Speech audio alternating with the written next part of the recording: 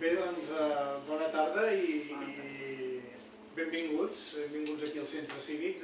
Des de la llibreria Ulissos sempre donem les gràcies al Centre Cívic perquè aquestes reunions tan grans ja allà quedaríem molt apretats i aquí tenim un espai fantàstic i bueno, el Centre Cívic ens el segueix sempre i estem molt contents.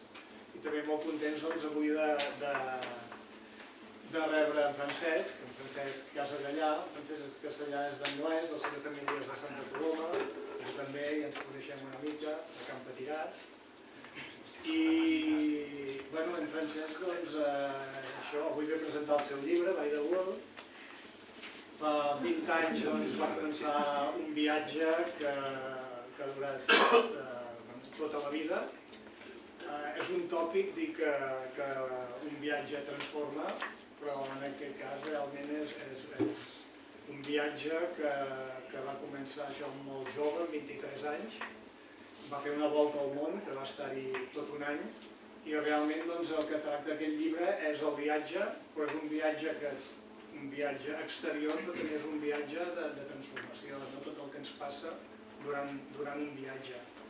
I res, jo només us volia presentar doncs, en Francesc, em sembla que també algú més intervindrà, i et dono pas directament. Moltes gràcies, Quim.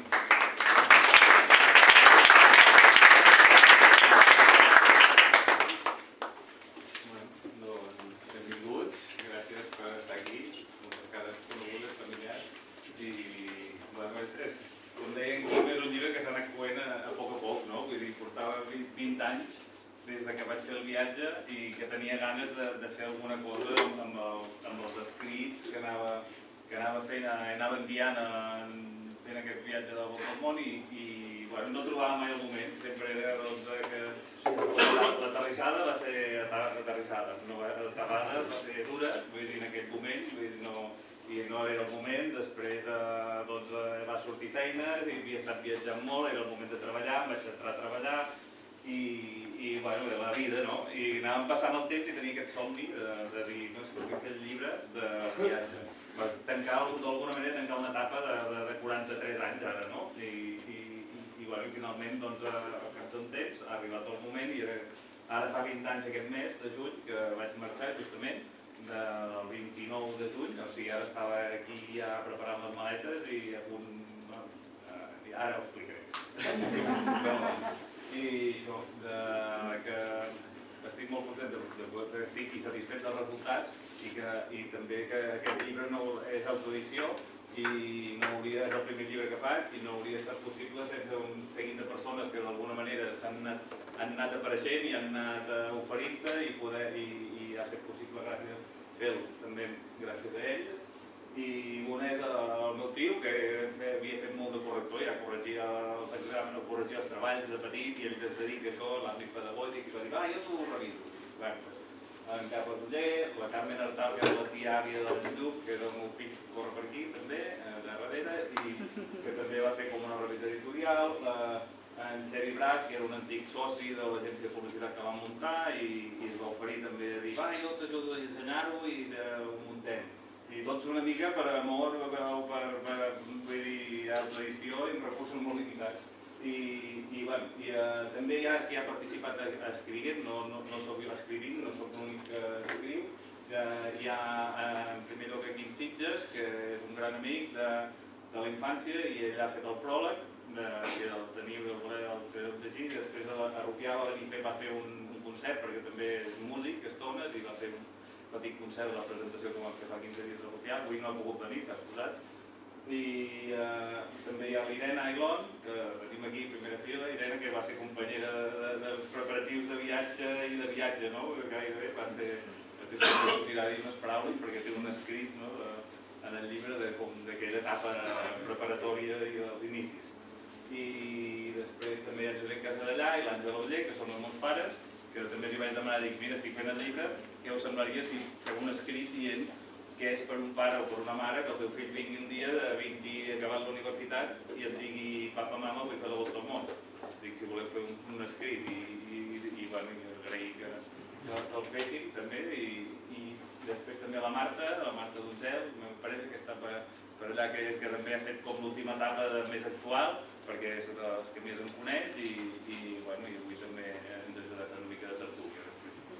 I això, que hi ha la llibreria Ulissos, evidentment, aquí hi ha tot el suport que han rebut, l'organització i tota la predisposició que hi ha hagut. És l'única llibreria al món que té aquest llibre, o sigui que...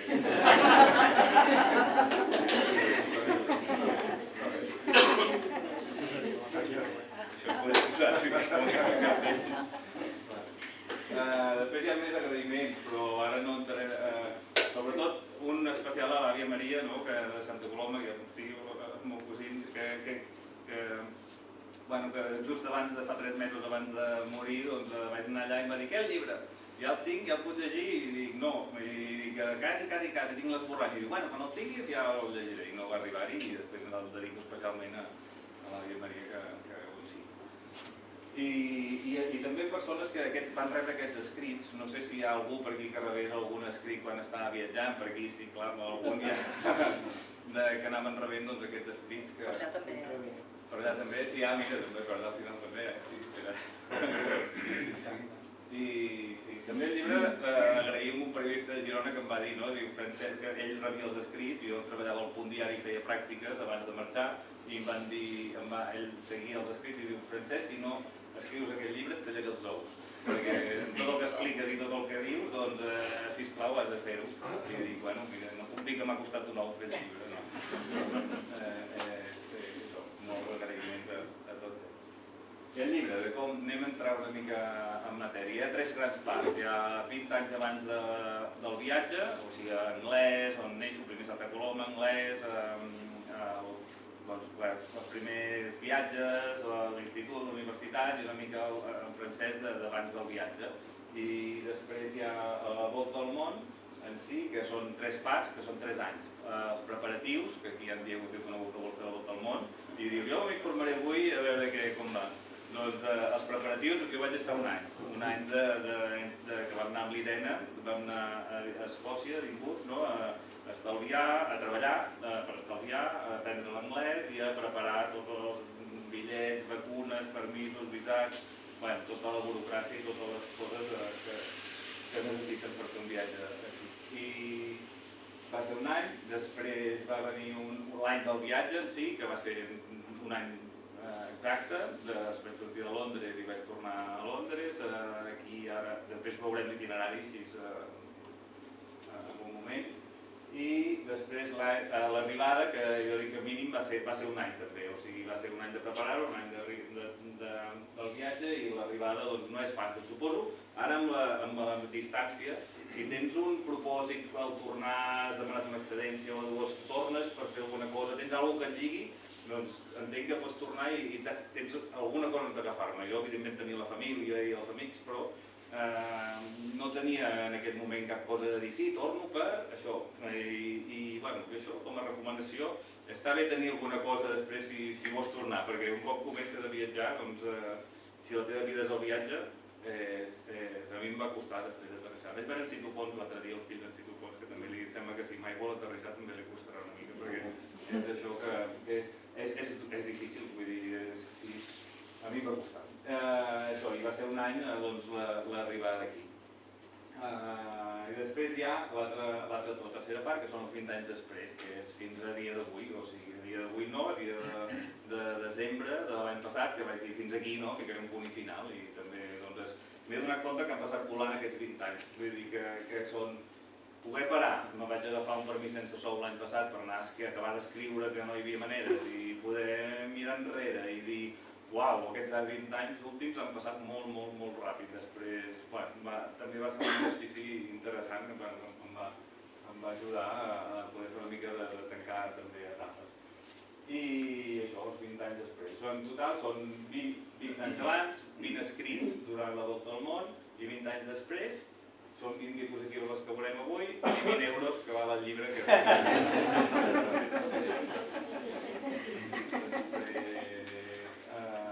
això, viatge. A veure si tinc aquí una cosa d'aquestes per assenyalar, però a veure si farà falta.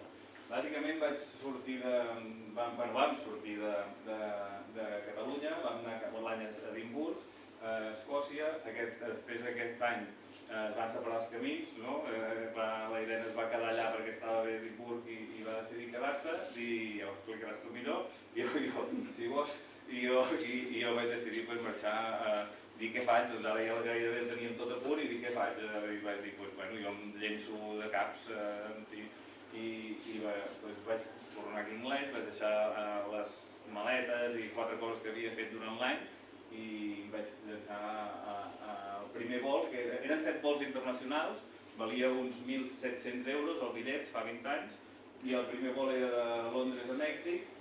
Després tenia 6 mesos per anar des de Mèxic fins a Xile i no tenia cap més altra cosa, vull dir, tenia uns 5.000 euros a la butxaca que havia estalviat durant l'any i era com, bueno, en principi havia durat per tot el viatge però no va arribar. Però bueno, va ser de Mèxic vaig arribar i després vaig fer primer a Guatemala, sí, de Mèxic a Guatemala, de Guatemala, és que si entro cada punt no acabarem, demà encara hi serem.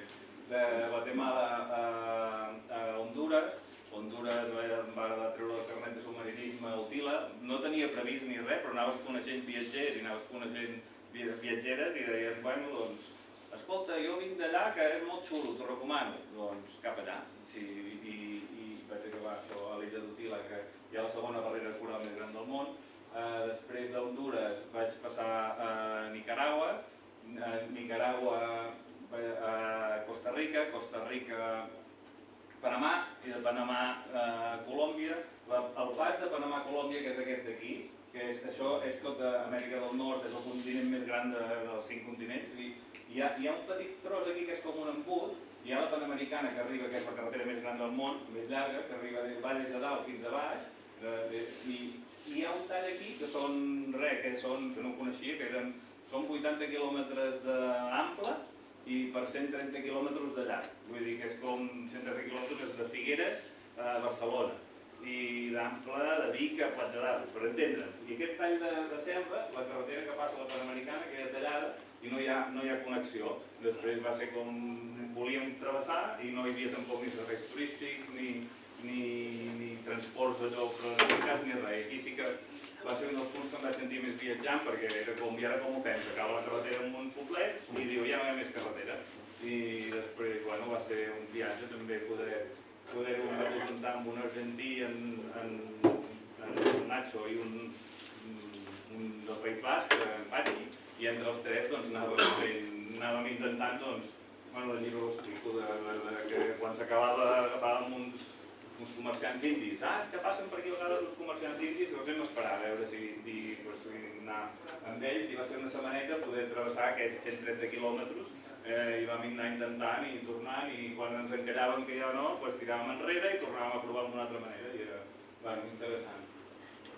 Després a Colòmbia, de Colòmbia a l'Amazones, de l'Amazones també molt recomanable, vaig anar aquí a la triple frontera, que s'hi arriba amb avió o per barco, que és una ciutat que són 3 ciutats en si, que una és Tabatinga, que és a Brasil, l'altra és Santa Rosa, que és Perú, i l'altra és Leticia, que és Colòmbia. Després, depèn on vagis a la ciutat, estàs en un país o l'altre, i és interessant. I estàs ben bé al mig d'allà, i després poder navegar per uns 9 dies, navegant, remuntant a l'Amazones fins a Iquitos i després fins a Pucallpa, també és un punt que em va interessant del viatge. I què més? És molt ràpid,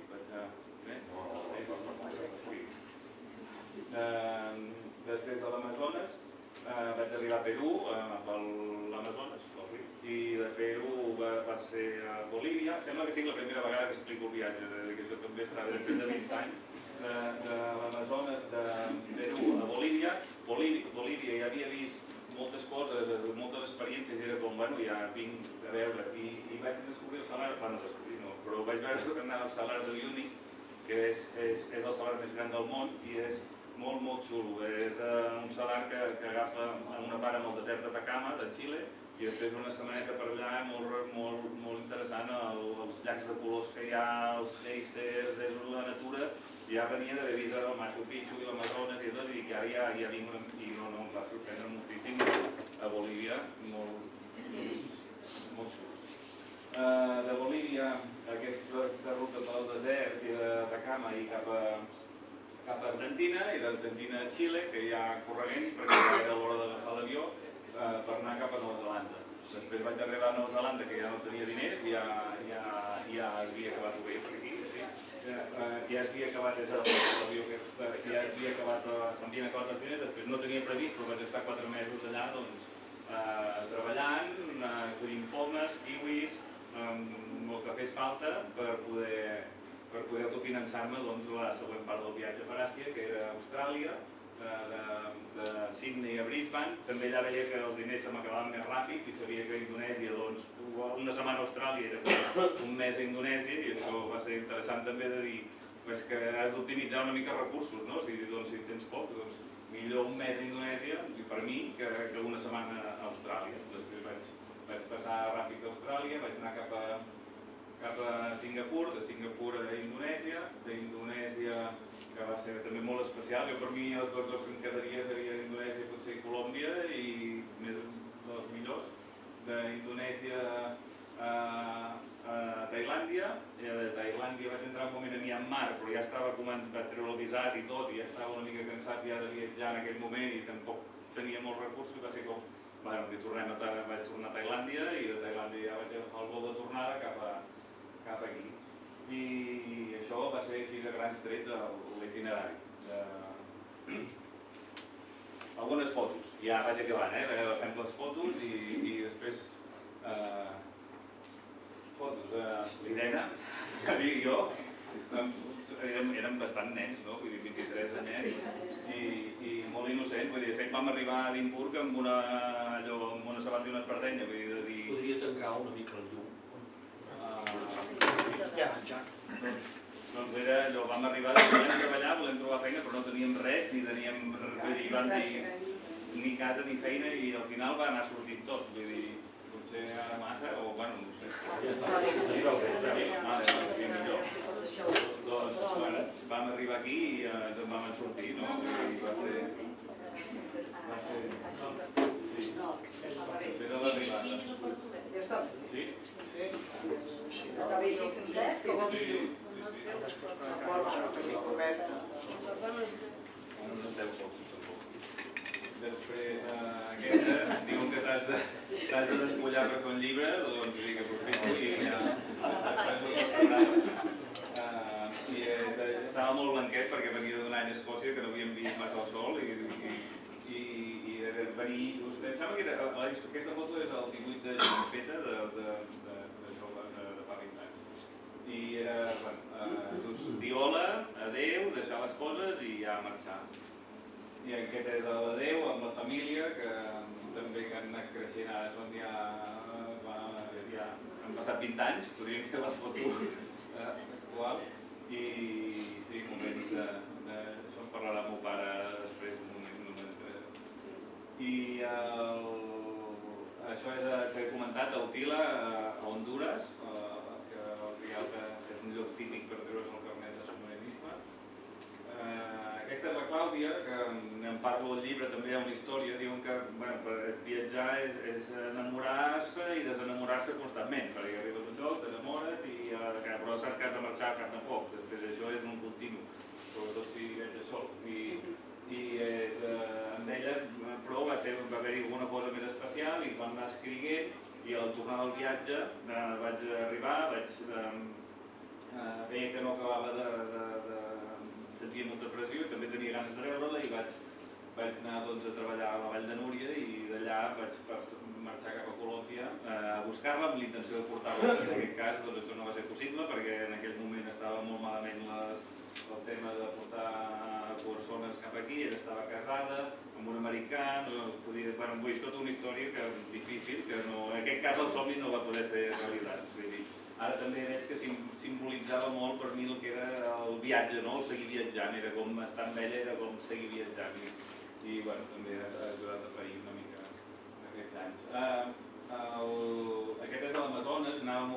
així com aquest, aquí m'encantava estar aquí dalt, passar hores i hores i hores mentre agafaves un meandre, no es diu, un revolt per entendre'ns, per fer un revolt, i doncs m'encantava estar per aquí dalt a veure passar les hores. I després anàvem amb una hamaca que la posaves aquí i anàvem a l'hora de dormir, pues estaves a l'hamaca i no, va ser molt interessant. Després aquest és el Salar de Uyuni, que comentava, el tour aquest d'una setmana per el Salar de Uyuni de d'Atacama. Aquest de Nova Zelanda, collint pomes. Aquí, ara quan passo per jo visc a l'Empordà ara, a Rupià, i quan veig els camps de pomes ara que els estan collint també penso no puc evitar, no? Amb el que són portar una cistella de 20 quilos aquí i anar omplint palets i anar a preu per palet d'aquests. Bueno, palets no recordo els camps d'aquests i moltes pomes. I també m'acordo un petit vídeo aquí a part de pomes, potser el més difícil que vaig collir va ser això, carbasses, que pesen molt i són camps molt llargs i no s'acaba mai, has d'anar a deixar l'esquena. I hi ha un vídeo... No he ficat l'àudio perquè només se sent que fressa el tractor i la màquina. Aquí eren molts vietnamites, hi havia alguns vietnamites. Jo vaig agafar la feina perquè havien deportat els treballadors que hi havia abans, aquest soc jo, molt morro. I, bueno, sí. Aquesta és l'altra part, no?, de viatjar també.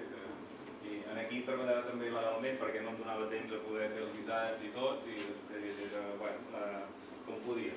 I recordo un vietnamita un dia que anàvem collint carbasses i em va dir d'on ets tu, en anglès, així macarrònic, i dic, a Barcelona, a Espanya, i va dir, què carai fas aquí, no? Vull dir, què fas aquí, en aquestes condicions? Això, i la veritat també és allò que és un privilegi, no?, poder sortir d'aquí. Ells, per exemple, no tenien una situació molt diferent. I aquesta és a Austràlia, que és la portada del llibre, d'aquesta foto. Després de passar aquest aeroport per anar cap a... Jo me'n anava cap a Singapur i després d'allà anava tirant, volia tirar com havia fet de Mèxic a Xile, jo volia fer des de Singapur a la Índia i ja m'espavilaria com passaria per arribar-hi. Però em vaig trobar amb una limitació, que no sé si encara és vigent, que això està bé, que és que si no tens un bitllet de sortida no et deixaven entrar en el país. Després, no sé ni com me van vendre el bitllet de 6, però bueno, em van dir a l'aeroport, després passava aquí era ben feliç, i al cap d'un moment em van dir no, és que no pots agafar aquest vol perquè no en tens un de sortida, el teu següent és de la Índia a Londres. I després de pressa i corregent vaig poder refer l'itinerari i aquí per primer cop vaig sentir que hi havia un punt i final, no? Que realment s'acabava, perquè jo a la Índia ja apuntava a perdre aquest vol. Ja pensava, dic, bueno, és que després hi ha una furgoneta a Ulaanbaatar, a Mongòlia, que podem tornar amb aquesta furgoneta, i hi havia com molts plans per seguir el viatge. Però aquí vaig veure que realment si no agafava aquell avió, vaig a saber com tornaria. I després això és a Indonèsia, que és amb una família que va ser bastant a la illa de Lombok, en una ciutat que es diu Mataram. Eren una família molt humil, treballant del camp, pagesos. Aquí estàvem preparant aquest dia, vaig estar uns dies amb ells i aquí ningú parlava anglès ni similar, després t'havies d'entendre una mica amb els símbols i també és al·lucinant veure que et pots arribar a comunicar sense saber una paraula de l'idioma que parla l'altra persona. I sobretot amb els nens és molt fàcil i també va ser interessant. I aquí em va batejar també l'hinduisme i em van posar Wayan Rao, que era com el primer nascut acabat d'arribar, i m'ho van oferir i dic, bueno, per què no, anem a viure experiències, doncs mira, una més, no?, de poder... Després això era l'hinduisme, després aquí seria el budisme, no? D'Indonèsia vaig passar a Tailàndia i allà vaig provar el que era la meditació vipassana, que no ho coneixia però m'ho van recomanar i vaig estar 10 dies de meditació sense parlar, sense llegir, sense parlar, menjant poquet i va ser com si hagués estat un any d'una depressió i li traguessis el pitor, no? Bueno, després he anat intentant algun altre cop, però... I aquí és ja tornant, l'últim vol de Londres, després de l'any. M'agradaria posar un abans i el després, perquè crec que quan canvi una mica, no?, de la foto que hem vist d'Edimburg, que acabem d'arribar, hauria de fer una mica de zoom, però sí, com una altra persona. Jo dic que no tornes d'un viatge per la volta al món, que arribes, no?, de nou, vull dir, arriba una altra persona, intentant mantenir l'essència, una altra persona. I, bueno, fins aquí.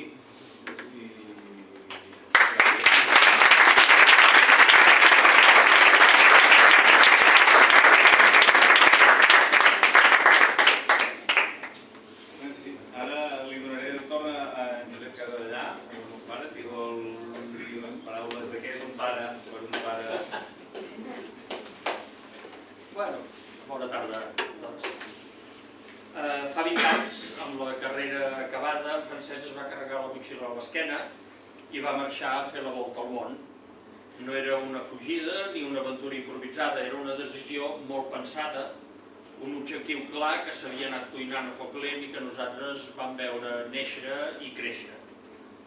Recordem com si fos ahir el nus a l'estómac d'aquell dia a l'aeroport de Girona.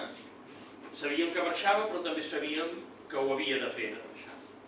Tenia 23 anys i aquella mateixa edat nosaltres el teníem amb ell als braços i per nosaltres va ser també tot un món a les nostres mans i per nosaltres va ser com començar una expedició incerta i apassionant. I avui ens agrada veure que aquell fill que ha caminat per tots els continents ha tornat, ha posat arrels a Rupià, amb la Marta i el Lluc, i familiars i amics el coneixem, però amb el By the Wall ens descobreix una altra faceta, la del viatger atent, observador, capaç d'aturar-se a escoltar, mirar i aprendre de cada lloc i de cada cultura. Com a pares, llegir aquest llibre ha estat recordant moltes converses i correus d'aquella època, però també descobrir pensaments i fets seus que mai ens havia arribat a dir. Si jo m'he passat hores imaginant-lo a través de mapes i pantalles d'ordinador, fent meva la cançó d'en Serrat, Juan y José, cabalgando a la grupa contigo, la seva mare, l'Àngela, ho ha viscut des d'un lloc molt més íntim. Ella diu que se li fa difícil posar paraules al que va sentir el dia que en Francesc va néixer.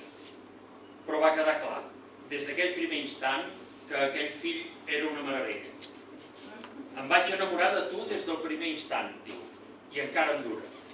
I aquest amor incondicional i profund també acompanya totes les passes d'en Francesc. Ell és el gran dels nostres 4 fills. Després van venir la Maria, en Joan, l'Andreu, i cadascun d'ells ha anat fent el seu propi camí. Ara tots 4 volen amb les seves pròpies ales i nosaltres ja no els guiem la ruta. Però ens sentim molt privilegiats de poder-los acompanyar, ni que sigui de lluny. Recordo perfectament alguns dels llibres que el van acompanyar i que portava a la motxilla. Las venas abiertas de América Latina, Diarios de motocicleta, 100 años de soledad. No són lectures casuals, són mirades al món, a la injustícia, a la memòria i a la bellesa. I ara, amb el By the Wall, ets tu qui ens regala la teva pròpia mirada del món. I tot recordant, també m'ha vingut al cap la cançó El dolor de la bellesa, d'en Roger Mas, que tant en Francesc com la Marta en són fans incondicionals, que diu: aquesta nit he obert aquella porta, duia tancada qui sap los dies. 20 anys, més o menys, Francesc. Diamants, rubins, maragdes, or i fil d'argent. La porta oberta de bat a bat, i ja ho sabia d'altres cops, que quan l'obres ets un. I ho sabia d'altres cops, que quan torna ja no ets tu. El Francesc que va marxar no era el mateix que va tornar. I aquest llibre n'és la prova, perquè un viatge així canvia. T'obre, et transforma, et fa créixer. L'Eduardo Galeano diu: molta gent petita, en llocs petits, fent coses petites, pot canviar el món. I a mi em va bé per dir molta gent oberta, que escolta, que camina, que es deixa tocar per altres realitats i altres cultures, també pot canviar-se a si mateix.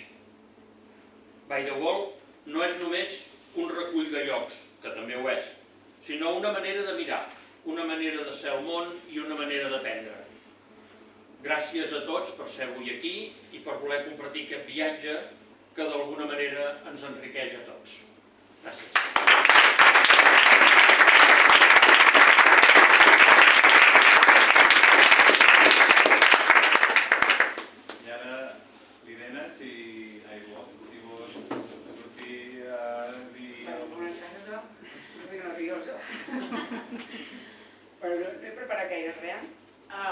Però us volia explicar que estic molt emocionada perquè, clar, és això, no? 20 anys enrere, tot el que vam viure és com ara ho veus en la perspectiva d'ara i dius, ostres, com una pel·lícula, no? Com si és una pel·lícula. Però jo volia explicar com ens vam conèixer, per mi sempre serà en risco, perquè érem a Menorca i jo era a Menorca sola, vaig acabar els meus estudis de teatre i vaig anar-me a connectar un locutori, perquè abans anàvem als bodes que no eren smartphones, que eren els típics d'abans, no? I vaig veure un anunci que deia «Se busca gente para rodar cortometraje en la isla», no? I jo anava a l'aventura i un nom, Risco, i dic, hòstia, doncs vaig a trucar a aquest noi. I el truco i dic, hola, que te llamo por el anuncio del cortometraje y tal, dic, soy actriz y bueno, presento. Y digo, ah, qué bien que llames, yo soy de un pueblo de Girona, de Anglés, ¿lo conoces? Digo, hostia, no cargues, yo soy dolor. És que recordo que vaig riure tant, dic, hòstia, quan quedem? I va ser pim-pam, ens vam trobar, no sé si ho hem vist violent, no? Bueno, molt divertit, vam passar un estiu fantàstic, que veig cares d'aquell estiu que m'ha fet il·lusió, en Pere, i així va anar passant l'estiu, primer vam fer una amistat molt maca i després vam acabar l'estiu tornant a Catalunya sent parella, no? I al cap de no molt, en Francesc em va proposar d'anar a fer la volta al món de la manera més romàntica i més especial. Vam anar a un lloc que ja no existeix, no? l'Es de Tor, que es deia, i em va regalar una capseta en forma de cor i em va dir, has d'endevinar què hi ha dins. I jo vaig dir, anell de matrimoni? Segur que no, perquè érem molt joves, bueno, total. I sense pensar que vaig dir, la bola del món. I es va quedar, no? I ens vam quedar al·lucinats tots dos, diu, com ho has sabut? Dic, no ho sé. Bueno, vaig intuir. I llavors doncs vam anar a fer els preparatius per anar a Escòcia i tot plegat, i després d'un any treballant moltíssim, com... Crec que treballàvem de dilluns a diumenge, tot, per estalviar al màxim, per marxar amb els millors diners com poguéssim. Jo em vaig cagar a sobre. Això no va anar així. Jo vaig veure que no era el meu somni, en realitat, i allò va ser fort en aquell moment, ara he explicat així ràpid, i jo només volia agrair-te, Risco, perquè m'has donat l'oportunitat de col·laborar al teu llibre i després de tot el que vam viure crec que ho diu tot de tu i ja està, això és tot.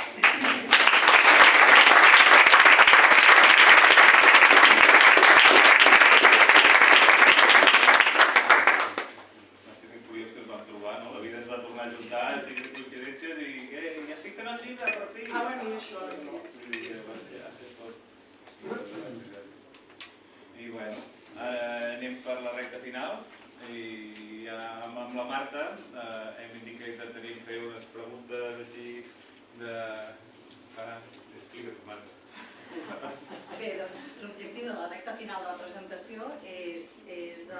Jo tinc algunes preguntes, però improvisaré també i això, fer-te algunes preguntes perquè puguis explicar o puguis entrar en detall en allò que et vingui de gust i també obrir l'espai perquè vosaltres, si teniu ganes de compartir alguna reflexió o teniu alguna pregunta o el que sigui, doncs també que pugui ser una tertúlia de totes. Doncs, si vols comencem com per l'inici. Què és el que et va fer decidir fer la volta al món? Te'n recordes? Sí, me'n recordo, sí. Bàsicament jo en aquell moment estava fent pràctiques al Punt diari, volia anar als Estats Units, a fer pràctiques en una agència de publicitat allà, perquè m'havien dit que hi havia la possibilitat i estava en plena burocràcia. No feia gaire que hi ha hagut la guerra, bueno, l'11S, no? I hi ha hagut també la guerra, em sembla que era d'Iran o d'Afganistan en aquell moment, i no estava aconseguint fer els tràmits per poder anar a treballar. I de cop va venir un amic de Bon Matí, al costat anglès, l'Alan Kennedy, que no ha pogut venir, però que els seus pares sí que el van animar a fer que ells havien viatjat molt de joves i els van animar a dir que fes la volta al món. Després, ell enviava... Jo vaig anar seguint mínimament el viatge de l'Alan i quan va tornar vam anar a buscar a l'aeroport i jo estava en aquell moment i quan va explicar tot com era i on veure'l i tot, vaig tenir-ho clar, dic, jo això també ho vull. I després va ser deixar-ho tot i aquest va ser el moment per mi. Ara em feies pensar que és bonic pensar que potser d'alguna persona que hi ha aquí també se li encén l'espurneta, potser no properament o sí, no ho sabem, o més endavant que tu siguis la inspiració per fer algun viatge. No ho sabem. Avui abans he parlat amb l'Alba que un anglès, per exemple, que puc donar fe que després vaig arribar i crec que li va passar el mateix amb ell, que em va veure i tal i al cas de li va agafar i va agafar la maleta i va marxar ell. O sigui, s'encomana, sí, s'ha d'agafar. I amb això de s'encomana i abans mencionaves quan explicaves la volta al món en quins països t'agradaven més, si t'haguessis de quedar amb algun o amb alguns, abans deies Indonèsia, Colòmbia... Sí, Indonèsia em va més en 15.000 illes, vull dir que hi ha tot, de fet els únics països que he tornat des del viatge, perquè és un poc aquí força, agafar i travessar la bassa, i he tornat a Indonèsia i és que és enorme, a mi m'encanta aquest país, vull dir, és com, bueno, hi ha 14, 15.000 illes, moltíssimes illes, però cada una diferent, amb moltes cultures diferents i m'encanta, i l'altre també Colòmbia. De fet, hi vaig tornar, després del viatge, a fer guardaparques forestales. Em vaig entrar, que hi havia a Bogotà, pots treure't el carnet de guardaparques i amb això tens 50 parcs naturals de Colòmbia per poder estar-hi ajudant els científics que hi ha en els parcs. I després et pots triar i vam triar amb la Clàudia vam fer aquest curs en 15 dies, el vam passar perquè era facilíssim i ens en van anar a l'illa Gorgona, que és una illa que hi ha al Pacífic de Colòmbia i va ser una experiència molt xula i això del guardaparques forestales va ser una experiència que sí, no sé, en aquell moment no va ser, però donava per molt, per viatjar molt en allà i experiències. M'estàs fent venir moltes ganes de viatjar. Atenció a Llibreria Ulissos, que potser unes quantes passarem per allà a comprar guies.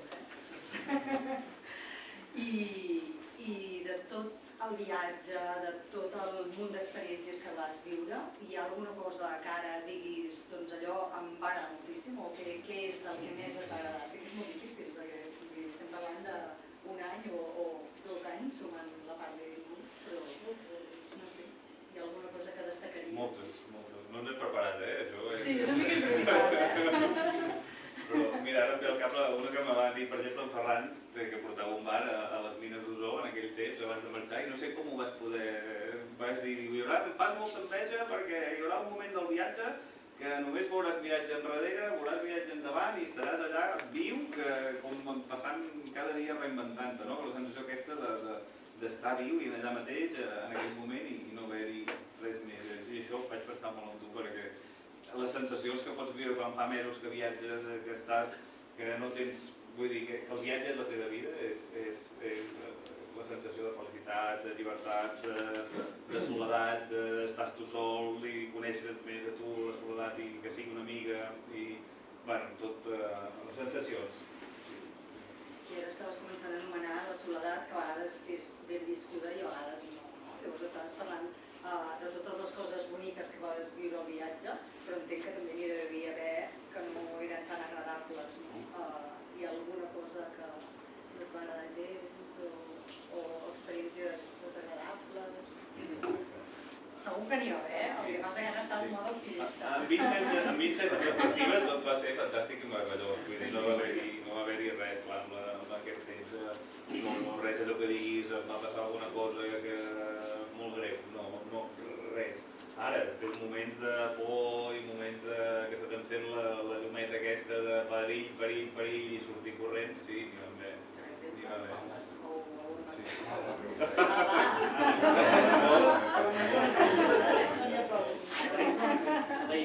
Explica-n'ho.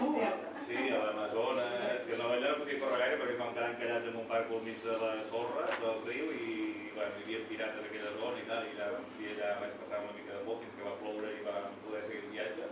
Però això, però coses del carrer mateix, l'Amèrica Llatina, no sé si algú hi ha estat, que suposo que sí, vas amb certa tensió, vas amb certa tensió, aquí no estem, aquí no he estat, és difícil, no sé, aquí no, com si estiguessis, bueno, no sé, aquí aquesta tensió, quan vaig arribar a Nova Zelanda, em vaig donar compte que allà vaig descomprimir d'alguna manera, em vaig donar compte de la pressió que portava del carrer, mira cap aquí, mira cap allà, la maleta, quan molts amics els van atracar a mi, em van robar alguna cosa algun cop i això, però no res amb la pistola o amb res en cap arma, que molts amics havien sortit una nit de juerga por ahí i al tornar ells se li havien parat el taxi amb escopetes i havien passat molt mala estona i jo vaig tornar amb un altre i no...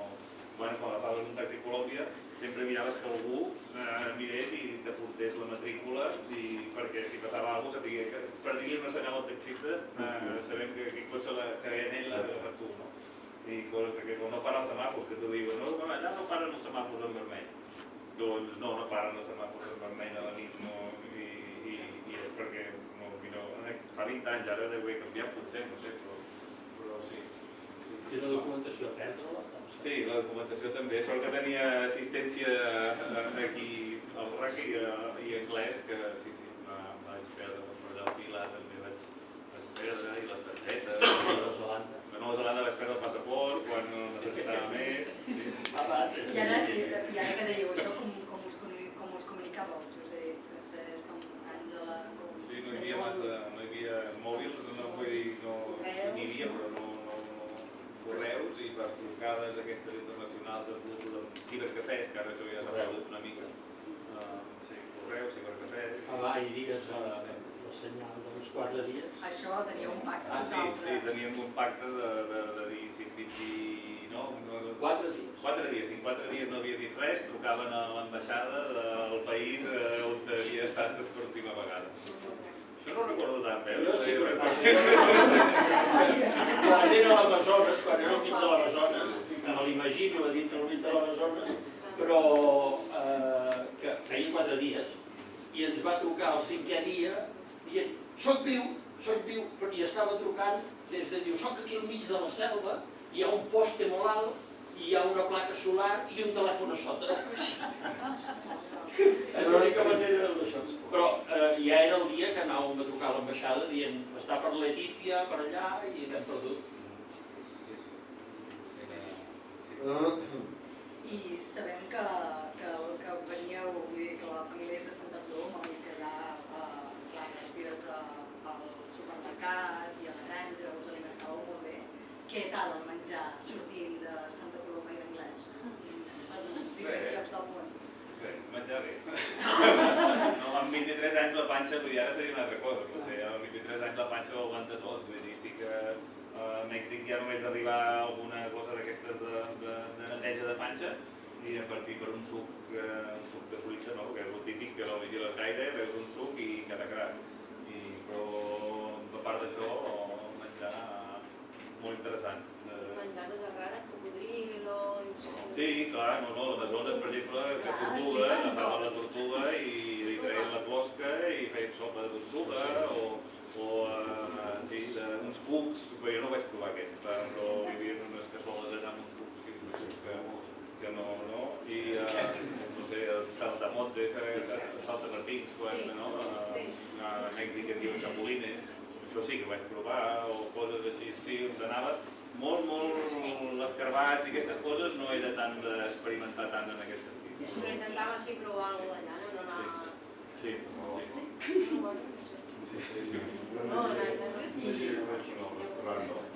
Sí, no, tampoc hi podia anar massa...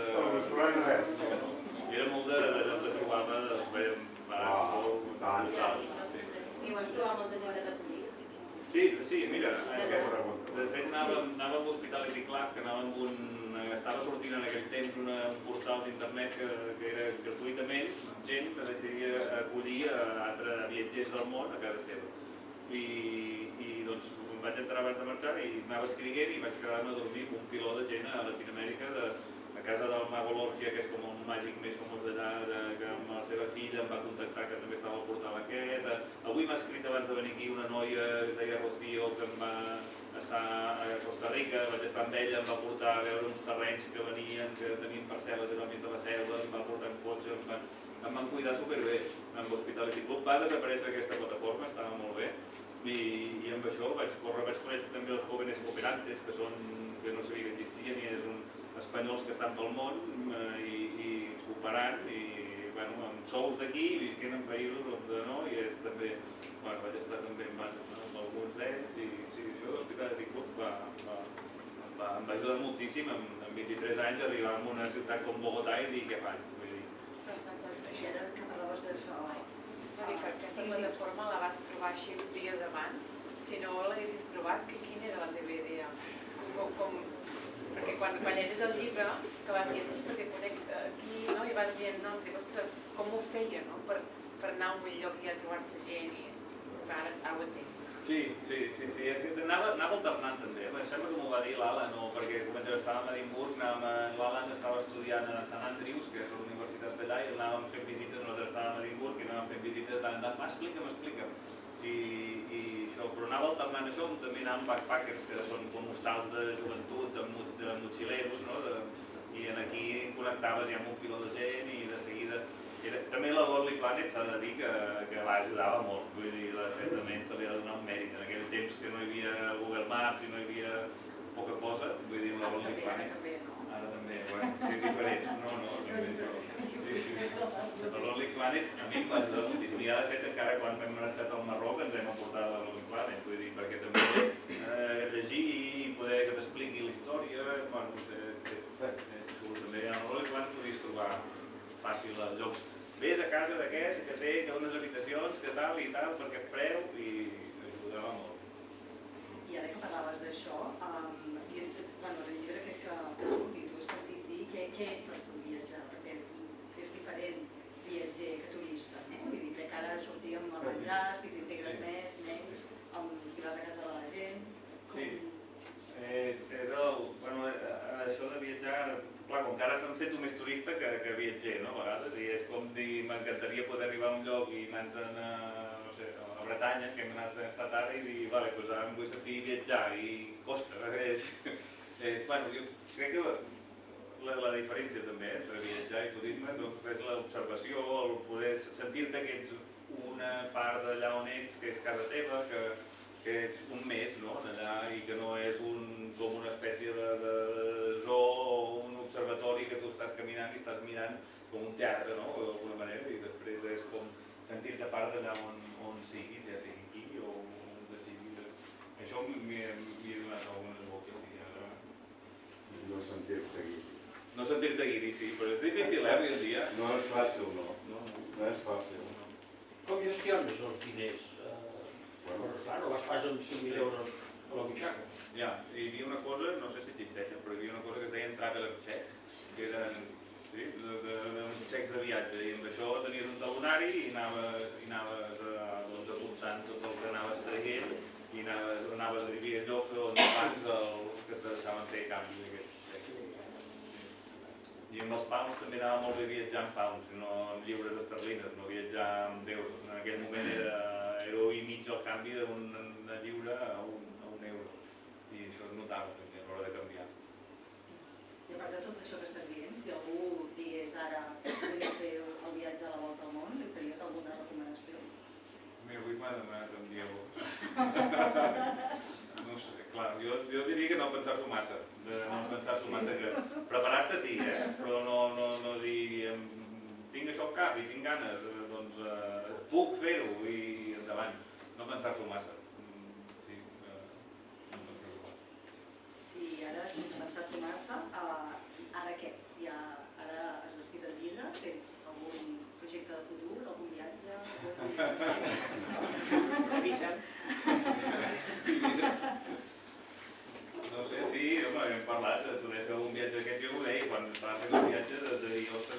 50 anys, ara 50 anys el veig molt a prop, però m'agradaria poder fer un altre viatge del món, sí, i no és tan fàcil, quan tens l'hipoteca, no? Sí, en Llum no sé si voldria venir a fer la volta al món ara, no sé si et deixarien també. Després, bueno, sí, jo crec que sí que tinc ganes, seria xulo poder fer un altre viatge d'aquests, perquè n'hi ha ganes, n'hi ha moltíssimes ganes, si no són els 50, però que els 60 caiguin com a molt. Sí, una vista navegants, que dèiem abans amb que ha hagut de marxar, que és que si us llegiu el llibre, vull dir, almenys tota la gent propera que se l'ha llegit, entra amb moltes ganes de viatjar. O sigui que podeu viatjar a través del llibre o potser després, no sé, us entraran ganes de viatjar. No sé. Si voleu, obrim, ha anat sortint de manera natural, però obrim l'espai, algú té més preguntes o vol fer, qui ja se l'ha llegit, si vol fer algun comentari. Ara que s'ha digitalitzat tant tot, continua a haver-hi agències especialitzades que facin aquest tipus de viatges o tu normalment fa el... Bona pregunta. Això en Quim potser ens ho pot respondre, no? Desconec el tema aquest del bitllet d'avió, crec que l'has de comprar per internet directament, però no ho sé segur. Sí, perquè com anava tu? En l'època hi havia una agència de viatges que es deia STA Travel, STA Travel, que estava especialitzada en viatges de World Travelers, de la volta al món. Aquesta agència la vaig estar buscant per fer el llibre, a veure si hi és i ja no hi és. Després, però a Anglaterra, aquí a Espanya no en venien d'aquests bitllets i havies d'anar a Anglaterra a comprar-los. Per això també vam anar, l'idea era anar a Anglaterra perquè el bitllet es havia de comprar allà i tenies el lloc per parlar i per poder informar-te allà. Ara no sé, suposo que buscant una mica bitllet de la volta al món deu haver-hi agències, però no sé si Espanya el segueix en un país. Però estava molt bé de preu perquè realment està pensat per estudiants que acaben la carrera i s'agafen un any sabàtic i així, però molta gent ho feia a Anglaterra i és més conegut. Et van respondre quan van tenir problemes als pares? Sí. Estaven oberts els vols, algun el vaig poder canviar, sí, em van respondre mínimament, sí. Els bancs d'Anglaterra no tant, els bancs d'Anglaterra són molt mulleteros. Un cop estaves en un país determinat o mitjà de transport més habitual que utilitzaves, quin era? Sí, a l'Amèrica Llatina va ser a l'autobús. Vaig agafar incomptable d'autobús, molts autobusos. Després, un cop al lloc, una mica el que em trobava en aquell lloc. Vull dir, podia ser una embarcació o depèn del que volgués. A vegades ens havíem encallat i una avioneta m'havia salvat algun cop de dir, mira, aquí ja no hi ha més, t'has d'esperar, però de tant en tant passa una avioneta que ve a recollir gent. Doncs amb avioneta també alguna, i a més bé, i sí. Sí, això del transport era molt... En funció del país, no? Sí, en funció del país i el bàsic, i m'agradava viatjar molt amb els autobusos que viatjava la gent d'allà, amb el que em trobava de públic d'allà, i això em va agradar molt, sí. I l'autostop? L'autostop, mira, també vaig comprar un cotxe a Nova Zelanda, els cotxes eren molt econòmics, i vam sortir de la feina amb cop, collint pomes i tal, i vam anar amb un alberg i havíem sí, al matí ens vam aixecar i havíem d'agafar un autobús, érem 4 i vam dir, quan va l'autobús? Hòstia, és caríssim. I el de l'hostel va dir, home, jo, si voleu, tinc aquest cotxe aquí, us el veig. I allà no fa falta papers, ni res, dic, sí, els veig, i diu, sí, tant. I sortia com, no sé, 15.000 pessetes per cap o 10.000 pessetes per cap, vam posar els 4 de 10.000 pessetes i ens vam sortir d'allà amb cotxe. I no necessitaves ni carnet, ni carnet sí de conduir, però no seguros, paper, vull dir, al moment.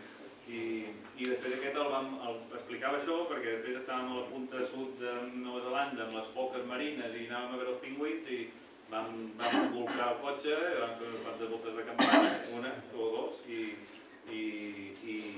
després vam estar fent autostop per Nova Zelanda. Ja ho sortia diari. Sí, vam sortir el diari, tinc el diari guardat a casa. El cotxe ja va quedar allà. El cotxe allà es va quedar. Bueno, va venir el típic pagès que no saps d'on surt perquè no hi ha res enlloc i tens això i de cop t'apareix un pagès amb un tractor i ens va ajudar. I què et va fer triar aquests països? És a dir, al món hi ha molts més països que Sud-amèrica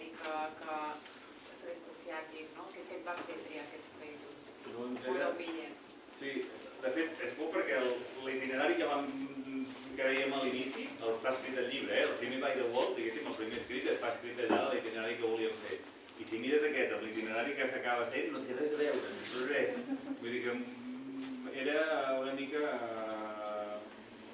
assessorament, una mica sobre la marxa, no d'anar preguntant i tu, i d'aquí a aquí, si necessites visat per anar... Quan vaig veure que algú em va dir que es podia anar de Mèxic a Xile, clar, va ser fàcil, perquè has de decidir on te faràs aquests 7 vols. Pots anar de dreta a esquerra del món o pots anar de dreta a esquerra o d'esquerra a dreta. El que no pots fer és ara anar fent ziga-zagues, d'anar d'Amèrica Llatina, tornar a Europa, d'Europa tornar a Amèrica Llatina, tornar... No, has de fer el bitllet aquest com a mínim era així. Després era en funció de les limitacions una mica que hi havia. I Àfrica no quedava inclòs? Va ser una decisió nova? M'hagués agradat, però és que quedava... Per això mateix de les ziga-zagues, un cop estava, si feia Àfrica, havia de baixar de Londres aquí, però després ja pujar a Mèxic, vull dir, hi he anat més de gran, no va quedar descartat. I Índia volia anar-hi molt i tampoc vaig poder clar. A la Índia no, també tenia moltes ganes, que és que al final, comptant, vaig anar a 20 països, vull dir, tampoc 20 països, sí. Tampoc van ser... I del viatge, què creus que és? Que ha sigut sort o és el destí?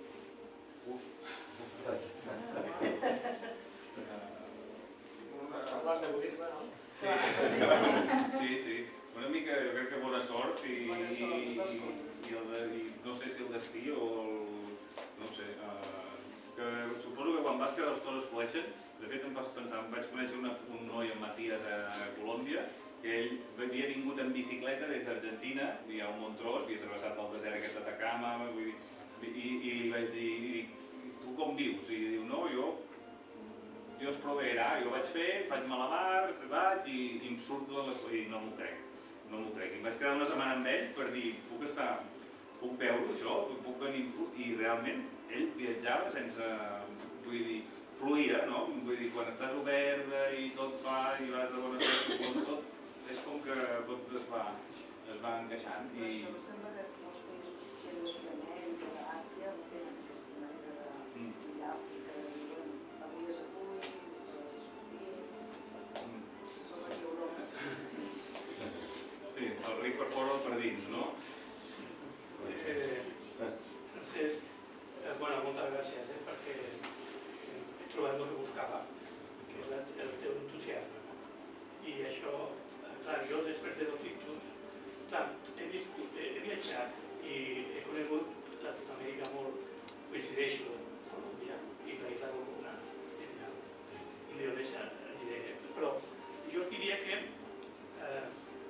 primer sortir de la zona de confort, que es diu.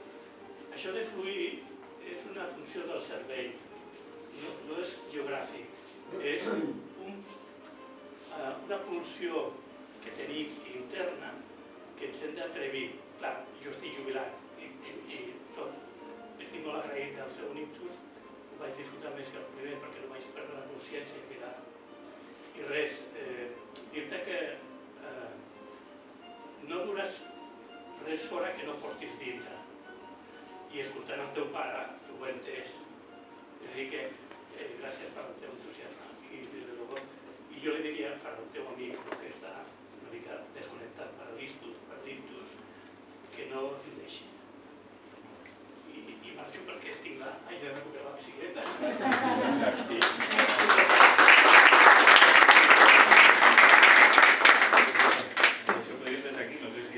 Estava preparat aquesta comenta, estava preparat. No estava preparat, no pot ser confiat.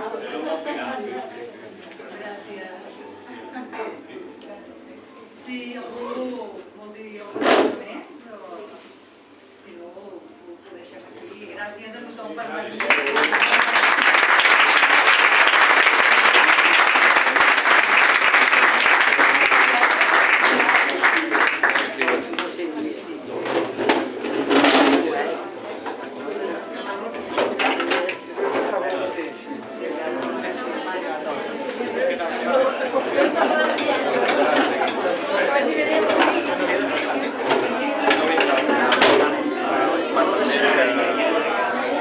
que just avui l'Helena, l'Alba, l'Ixti, la Cèlia...